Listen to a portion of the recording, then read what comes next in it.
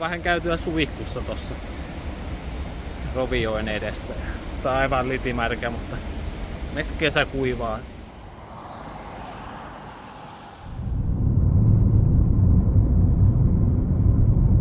Ajeltiin nyt tänään tuolta Ylläsjärveltä tänne Lyngeniin tosta Kilpisjärven kautta. Ja tännepä reissuun mä lähdin nyt kaverin kanssa tällä kertaa. Ja tämmöisellä paikalla ollaan nyt 3 yötä sitten. Ihan kivat maisemat ainakin. Pitäisi olla retkeilyreitit kohtuu lähellä.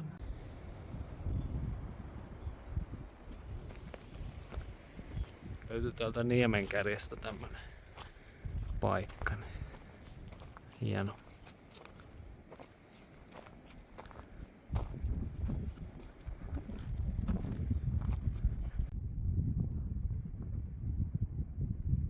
On erikoisesti kulunut.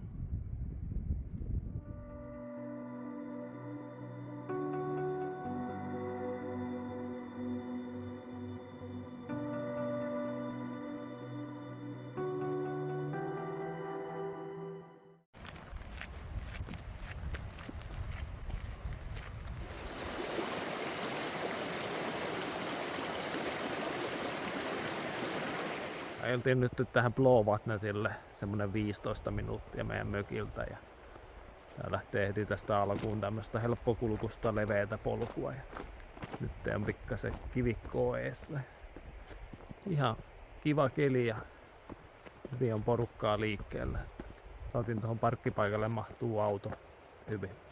Tää on siis 4 kilometriä suuntaansa ja heti näkyy tosi hienoja tommosia lumisia huippuja edessä.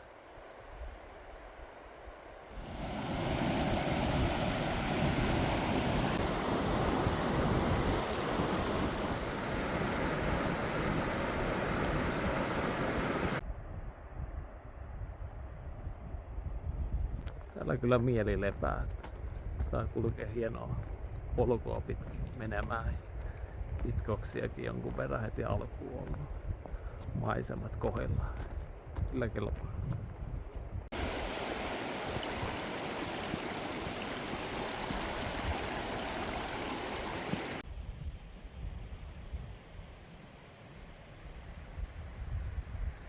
Tällainen reilu kilometri kerkes menee tässä, kun sitä muuttuu aika tämmöiseksi kivikkoiseksi. Tää on vielä kohtuu helppokulkusta mennä.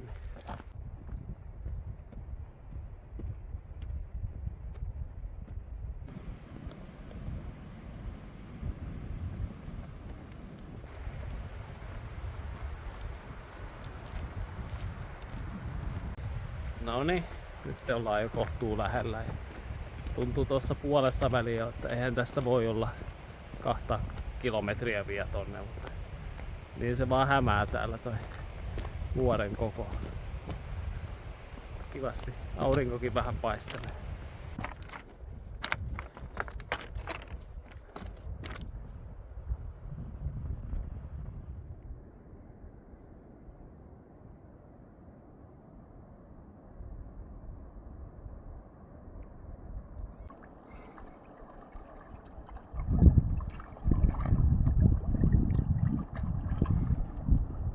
Nyt on tehty tää perinteinen, eli käyty kastaamassa Blåvattnetissa.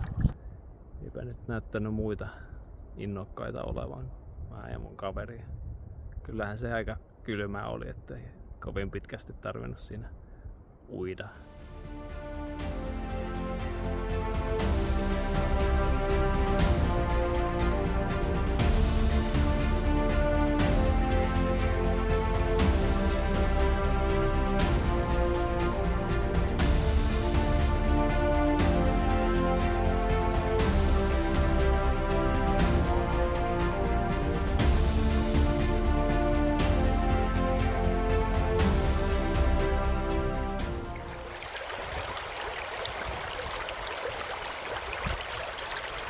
Käveltiin nyt tuolta Blåvattnetilta tähän alkuun ja olipahan vaan upea kokemus, että viimein pääsi tuolla poikkeen. Ihmisiäkin oli ihan sopivasti, että en ihmettele silleen yhtään, että tää on niinku Lyngeni varmaan suosituin retkeilykohde. Mennään nyt samalla katsoa vielä toi Aspevattnetti. minkälainen se on, kun täällä päin ollaan.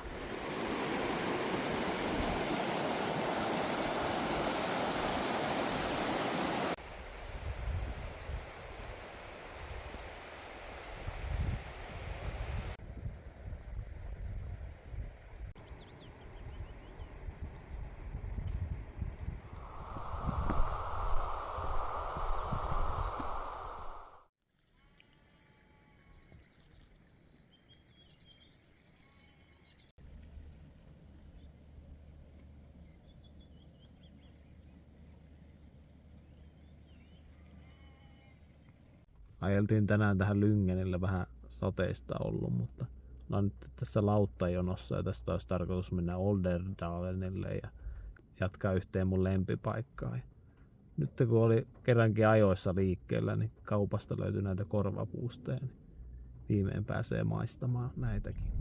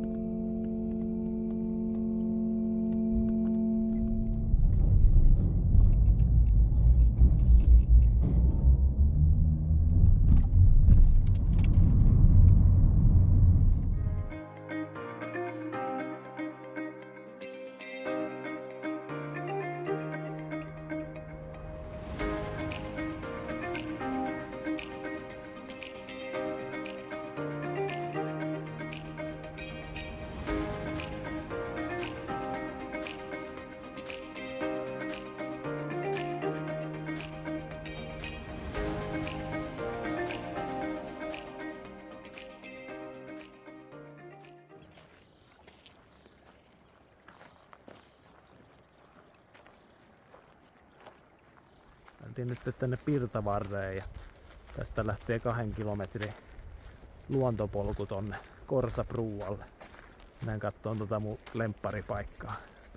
Tänne mä oon jo pari vuotta halunnut tulla ja nyt viimein pääsee. Ai että. Voisin melkeinpä sanoa, että eniten tällä reissulla on ottanut tänne Korsapruualle tuloa. Ehkä tää on Pohjois-Norjassa niin mun kaikista lempparein paikka, missä mä oon käynyt.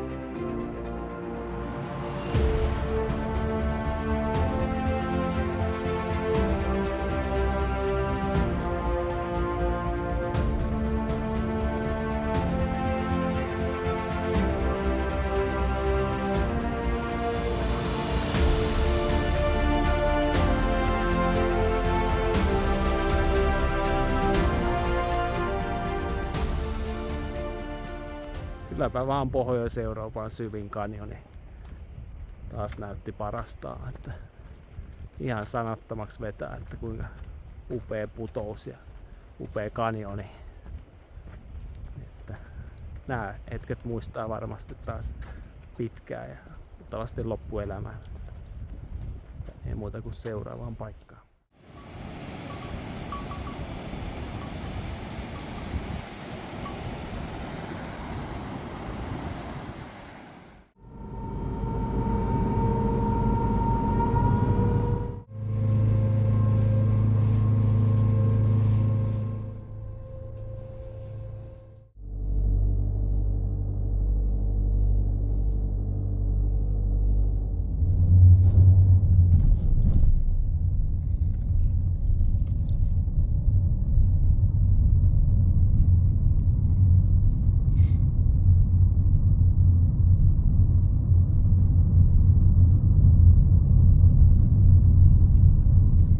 Nyt tuolta Olderdalenista takas lautalla tänne Lyngeniin. Ja nyt ollaan jo nousemassa mäkeä ylös tonne. Katsoo vähän maisemia, että minkälaiset portaat täällä on.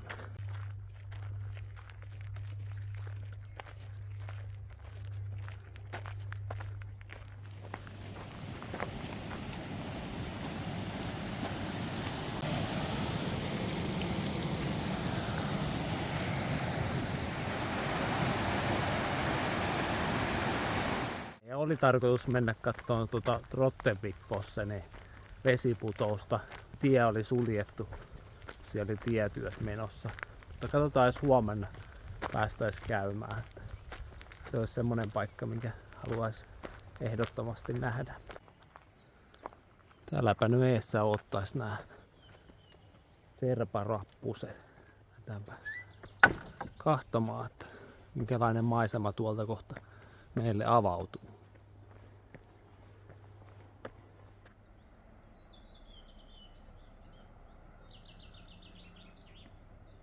Tähän väliin tuleekin nyt ihan kunnon porrasreeni.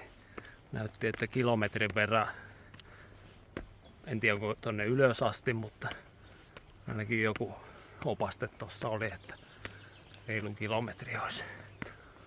Katsotaan.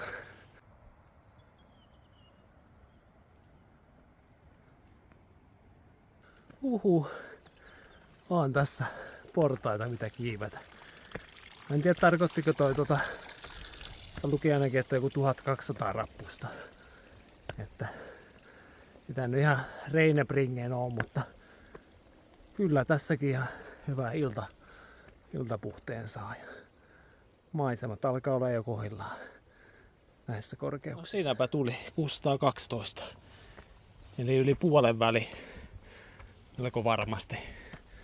Mutta komeet portaathan tänne on tehty. On siinäkin ollut hommaa, kun käsin ne on tänne muotoiltu ja laitettu. Täältäkö löytyy nyt pääsyylliset?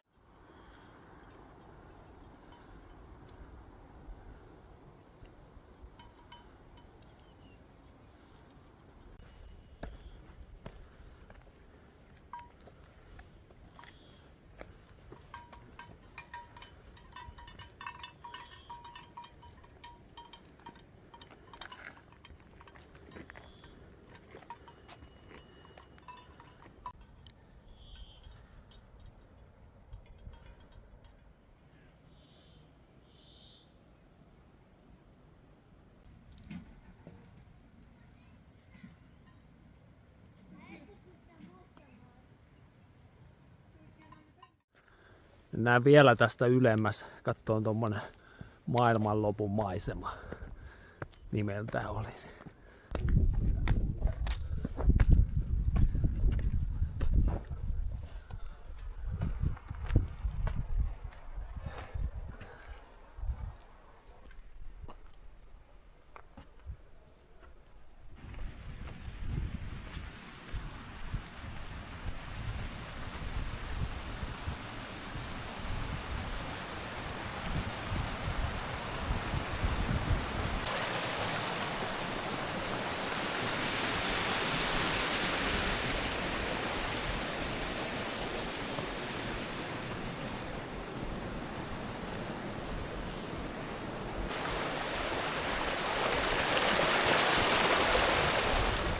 Nostin näköjään nyt tänne ihan huipulle ja täältä löytyy tämmönen kota ja ihan jees maisemat.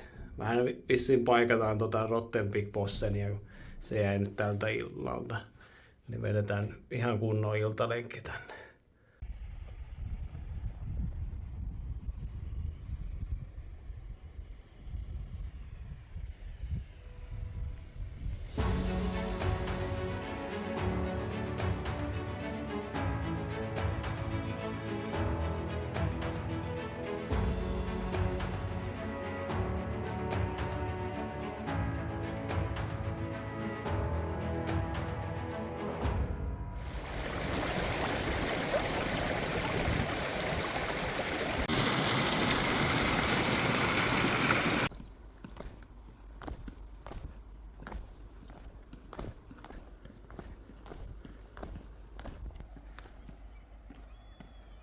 Joo, ei ihan siellä huipulla nyt tosiaan käyty, mutta sehän olisi ollut 900 metriä merenpinnasta se korkeus, niin riitti ihan toi äskönenkin, että mentiin kumminkin jonkun verran korkeammalle, mitä ehkä ajateltiin. Nyt jos enää nää porrasta alaspäin. Käytiin nyt vielä kurkkaamassa toi tie, mikä vie tänne Rottenvikfossenille, kun ei tosta Lyngenistä ole kuin joku reilu 5 kilometriä. Ja olen lopettanut nyt tietyöt, niin päästään nyt sitten käymään tuo putouksella, mikä oli se päätavoite tälle päivälle. Tästä ne on vaan 1,3 kilsaa. Vielä hyvin jaksaa käydä sen katsomassa.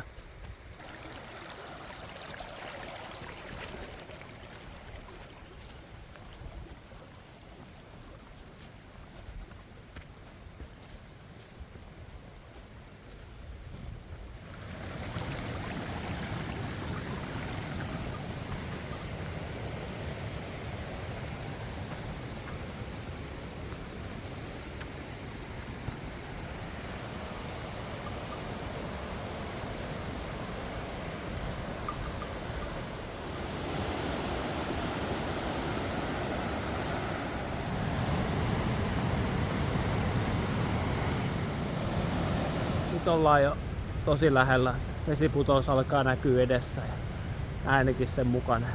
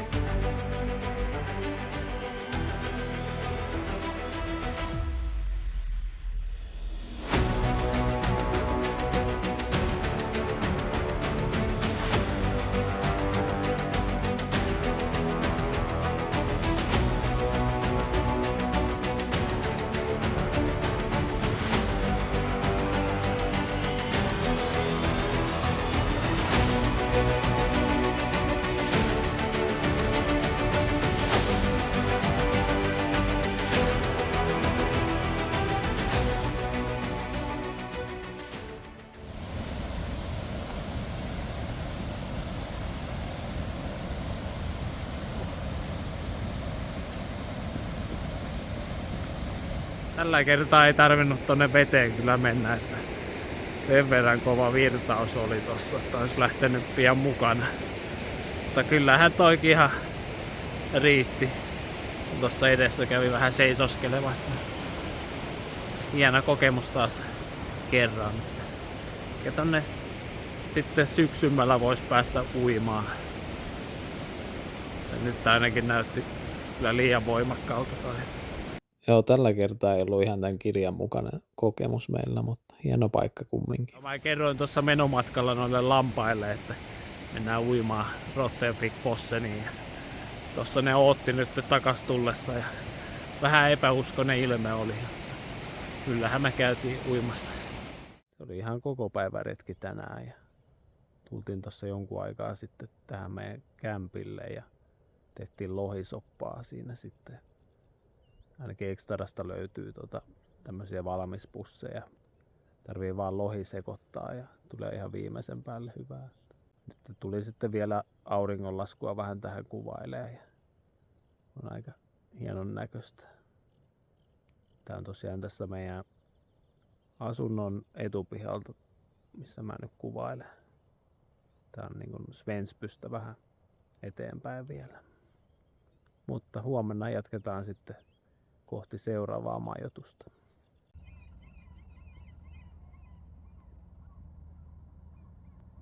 Justiin tähän Svensbyn lauttajonoon ja tästä olisi tarkoitus sitten suunnata Tromssaa kohti ja sieltä jatkaa Sommaroille. Tosiaan vielä sen verran sanoa, että ei ollut mikään turistipaikka, missä yövyttiin, että tässäkin on nyt taas suuri osa norjalaisia. Kyllä se huomasi, että siellä oli vähän semmoista pienen kylän tunnelmaa. Ihan tykättiin kyllä kovasti tosta majoituksesta.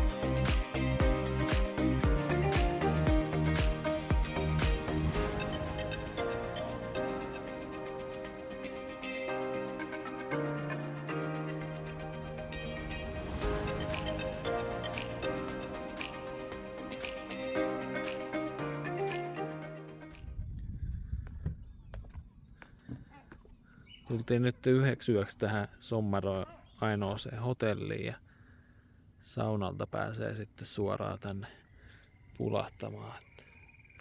Katsotaan, jos illemmalla tulisi sitten ottaa vähän kylmähoitoon.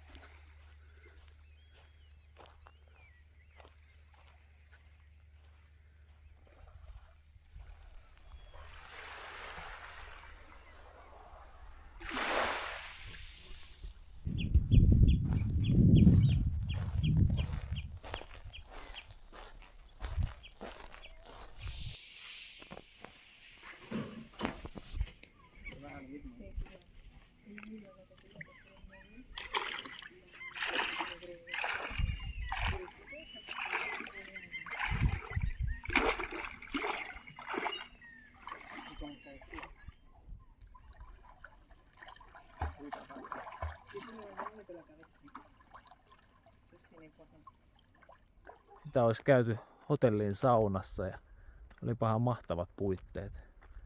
Hieno maisema avautui siihen ja vesi teki kyllä oikein kutaa. On tässä tullut jonkun verran mentyä.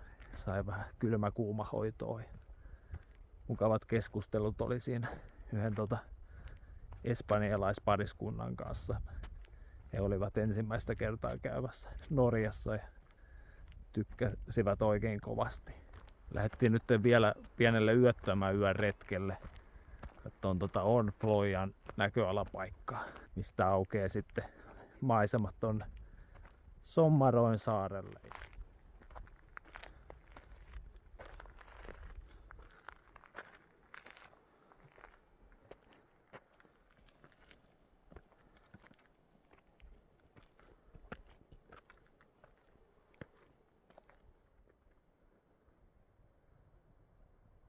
Nyt oltaisiin noustu Ornflojan huipulle ja noin puoli tuntia kesti tänne päästä. Ja kilometri tämmönen kohtalainen nousu.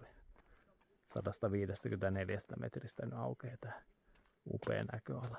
Nää yöt vaan parhaita. Siellä se Sommaroi näkyy taustalla. Se se toinen saari, mitä nyt en muista nimeltä, mutta kumminkin.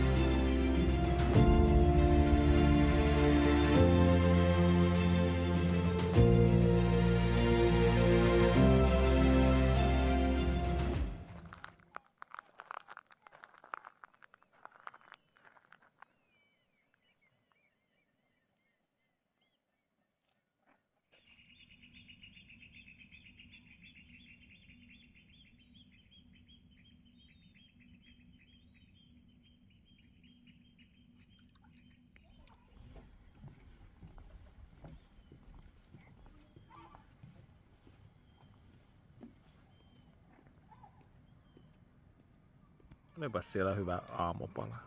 Tosi monipuolinen ja kaikkea hyvää.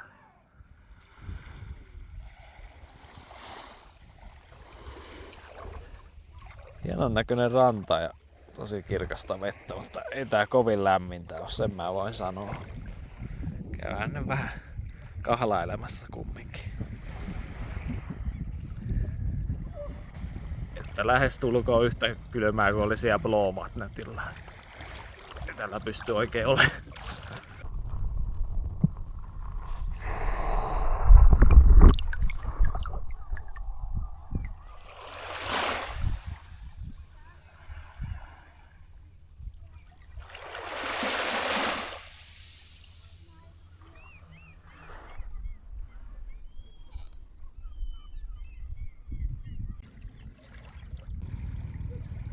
Joo, päätettiin nyt lähteä ajaan tietä pitkin kohti Seniaa, että niin pitkä jono tossa ja sitten seuraava lautta olisi vasta 5 mennyt, niin meillä olisi luultavasti mennyt tässä koko päivä 6-8 tuntia, että nyt taillaan sitten 4 tuntia, noin reilu 200 kilometriä tonne meidän seuraavaan majoitukseen, niin se on fiksuinta tässä kohtaa.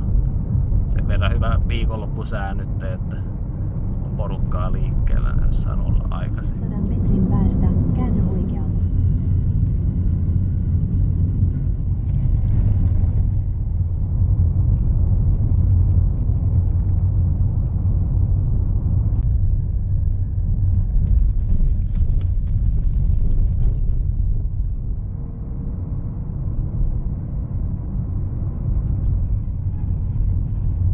Se on nyt tossa vasemmalla. No niin, sitä ollaan Senialle saavuttu ja tultiin tähän meidän majoitukselle. Tästä on 150 metriä sitten tonne yön vaelluskohteelle eli Seklalle. Ihan kivalla sijainnilla ja keli tämmönen ihan kohtalainen. Plus 18 lämmintä ja kohta lähdetään kattoo vähän Senian rantoja. Ja tämmöiset maisemat sitten täältä meidän majoitukselta on tänne takapihalle. Ihan kivanlaiset.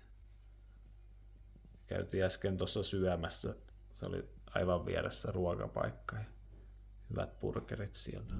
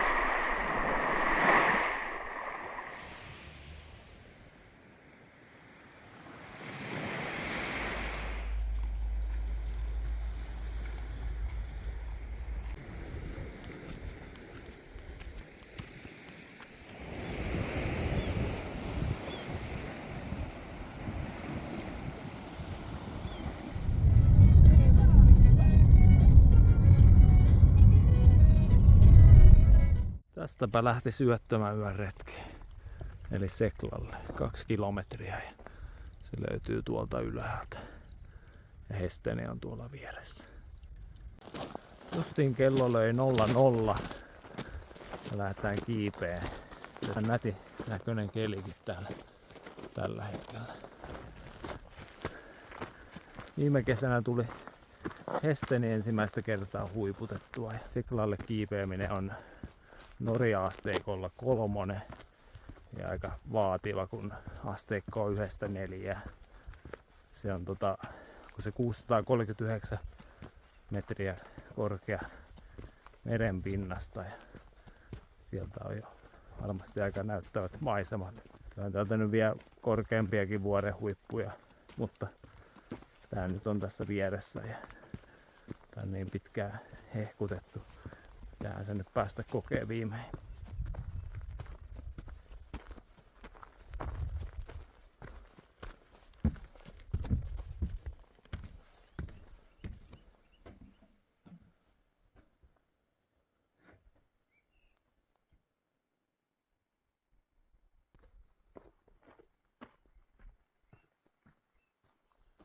Täältäpä jatkuu kohti huippua. Ensimmäinen puoli kilsaa menty tuommoista kohtuu loivaa ja vähän tylsähköä ylämäkeä, mutta kyllähän tässä ihan lämmin tulee, vaikka suht kevyellä varustuksella lähti.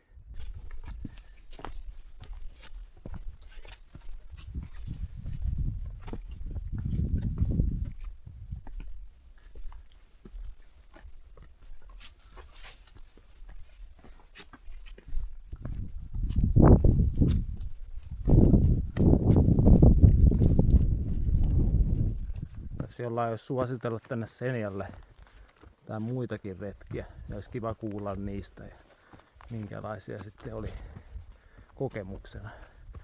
Ja toki saa kertoa, jos on Hestenillä tai Seklallakin käynyt, että mihin vuoden aikaa ja mitä tykkäsitte.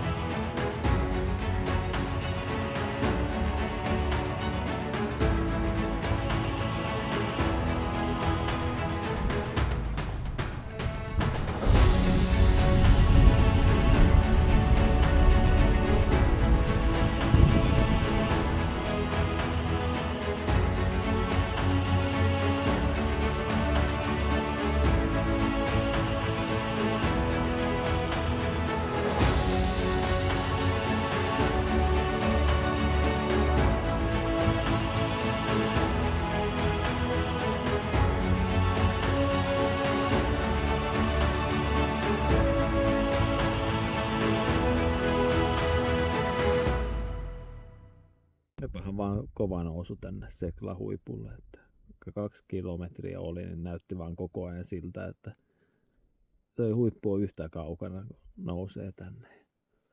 Nyt on sitten voittajafiilis, kun vihdoin pääsi tänne huipulle. Ja nämä maisemat kruunaa kyllä ihan kaiken. Viimeinen ilta täällä Norjassa, niin saa nauttia tästä upeasta yöttömästä yöstä täällä. Kyllä kelpaa.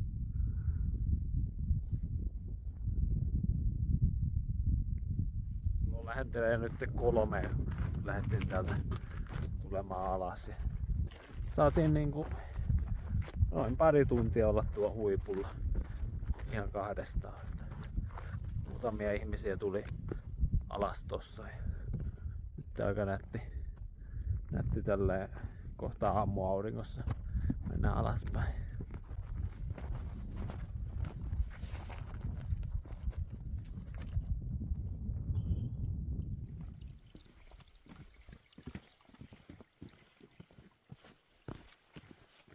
Jos sitä seuraavalla Senja-reissulla suuntaisi sitten tonne vaikka. Se on ihan hienoa.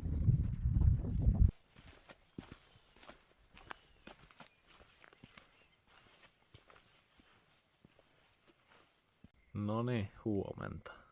Eihän sitä jaksanut enää tuossa aamulla mitään videoa ottaa. Siinä nyt sen 5 tuntia nukkua. Oli vaan upea reissu. Ei malttaisi varmaan oikein vielä lähteä ajelemaan kohti Suomea, mutta meillä on nyt kilpparilta vielä seuraava majoitus varattuna ja katsotaan miltä siellä näyttää.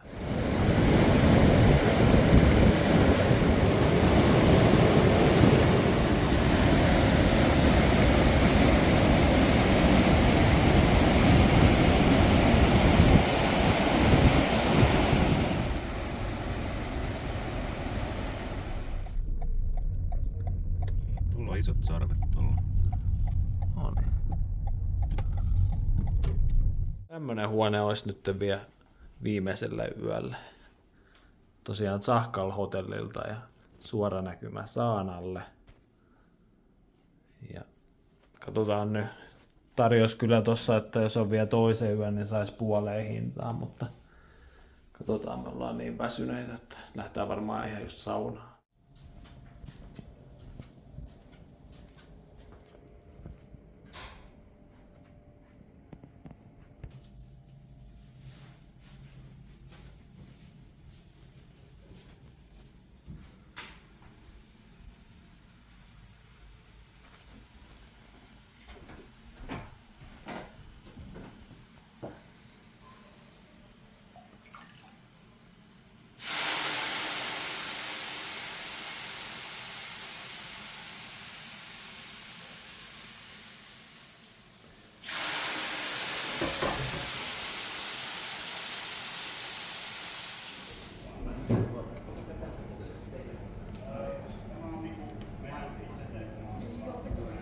Reissu alkaisi olemaan taputeltu ja laitan vielä tähän loppuun tuon roadtripistä karttamerkinnät, niin näkee siitä minkälainen reitti tuli tähän viikkoon kuljettua.